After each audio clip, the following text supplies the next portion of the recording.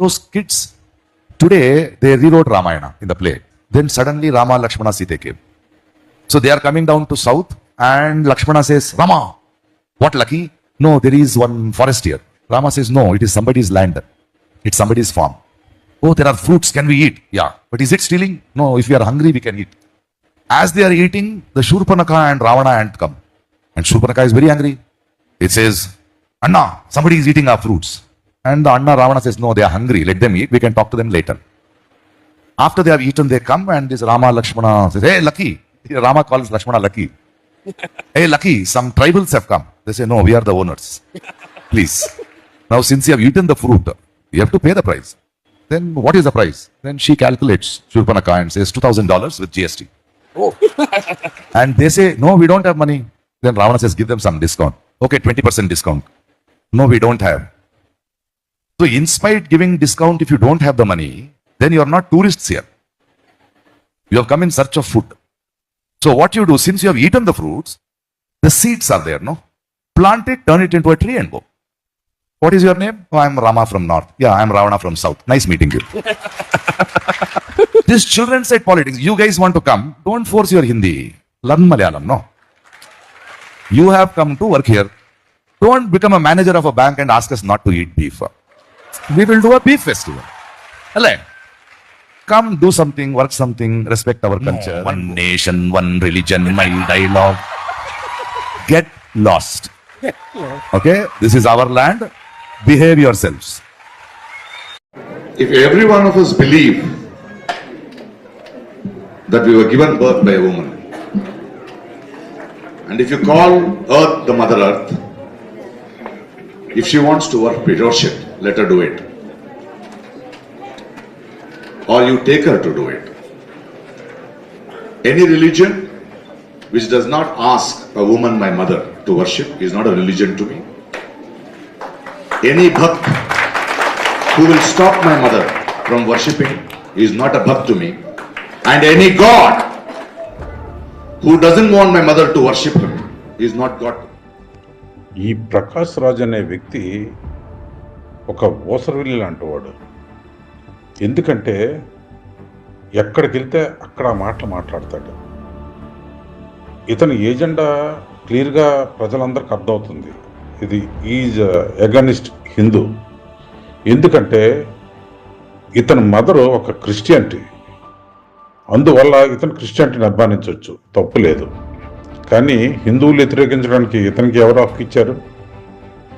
లక్ష్మణుడు లక్కీ అంటాడు, ముస్లిం యాక్టర్లు అంటే నెత్తికెత్తుకుంటాడు. మోడీ గారినేమో నాకన్నా పెద్ద యాక్టర్ అంటాడు. సోంబేరి ప్రకాష్ రాజ్, నువ్వు అసలు యాక్టరే కాదురా పోరంబోకు. నువ్వు నీతి మాలిన మనిషివి. నీకన్నా గొప్ప నటులు మహానటులు ఉన్నారు. కానీ నువ్వు నటన పేరుతో పైకొచ్చినా మనిషిగా ఎప్పుడూ చచ్చిపోయావు. నీ గురించి ఎంత తక్కువ మాట్లాడితే అంత మంచిది.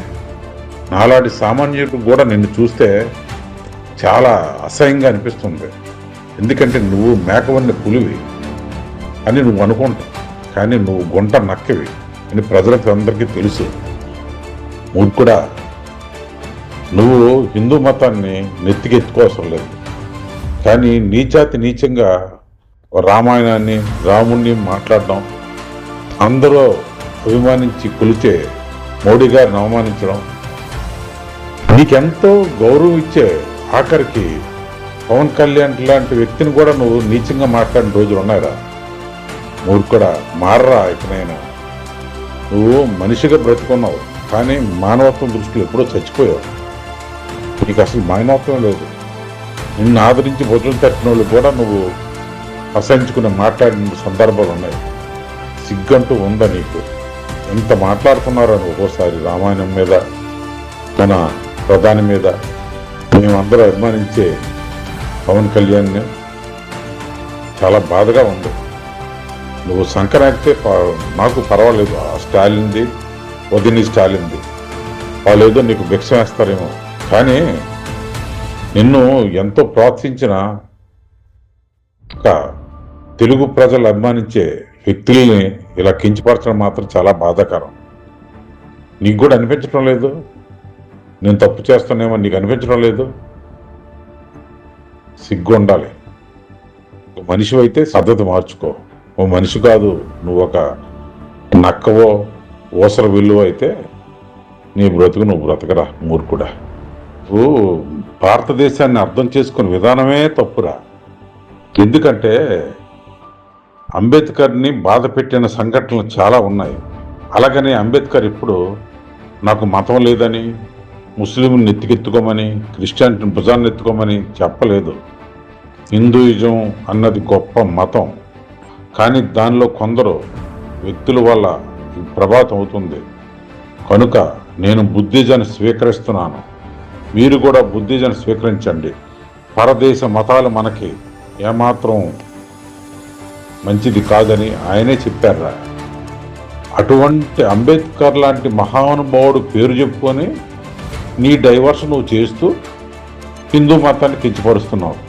అసలు నువ్వు పుట్టింది హిందువుకా, నాస్తికుడికా, ముస్లింకా, క్రిస్టియన్కా అని అర్థం చేసుకో.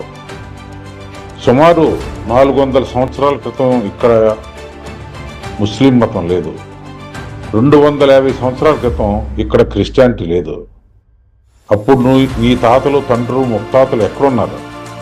ఈ హిందూ మతంలో కదా.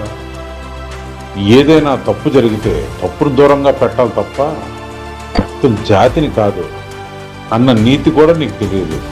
ఒరే మూర్ఖుడా, శివాజీ మహారాజ్,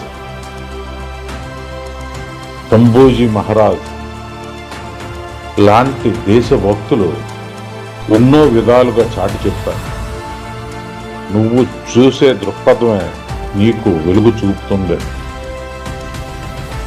బాధ కలిగితే మతం మారమని, ఉపాధి లేకపోతే మతం మారమని, ఎవడో భిక్ష వేస్తాడంటే మతం మారమని ఎవడో చెప్పలేదు. అలాగ మతం మారినోళ్లే ఈరోజు ఇండియాలో చాలామంది ఉన్నారు. వాళ్ళందరూ కూడా DNA హిందూ మతానిదే అని గుర్తుంచుకో మూర్ఖుడా. ఇలాంటోళ్ళకి ఎంత చెప్పినా అర్థం కాదు. నువ్వు పుస్తకాలు చదివిన మూర్ఖుడివి, ఒక చదువుకున్న మూర్ఖుడు అని మాత్రం అర్థమవుతుంది. నీకన్నా పామరుడు మిన్న ఎంతో మంది SC ST సోదరులు కూడా ఎన్ని బాధలు వచ్చినా, ఎన్ని ఆశలు కల్పించినా మొక్కమోని ధైర్యంతో హిందూ మతాన్ని మాత్రం వేడలేదు. ఎవడరా చెప్పాడు నీకు ఈ హిందూ మతం అందరిది? కానీ ప్రతి మతంలో ఉన్నట్టే మంచి వాళ్ళు, చెడ్డవాళ్ళు ఉంటారు. క్రిస్టియానిటీలో మాత్రం అందరూ సమానమా? డబ్బున్నోడే, పేదవాడే వేరు వేరు కాదా?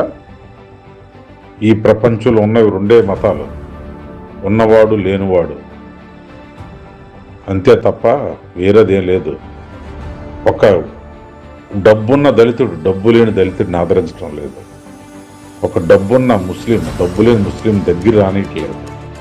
ఒక డబ్బుతో బలిసిన క్రిస్టియన్ డబ్బు లేని క్రిస్టియన్ని దగ్గరికి రానియట్లేదు.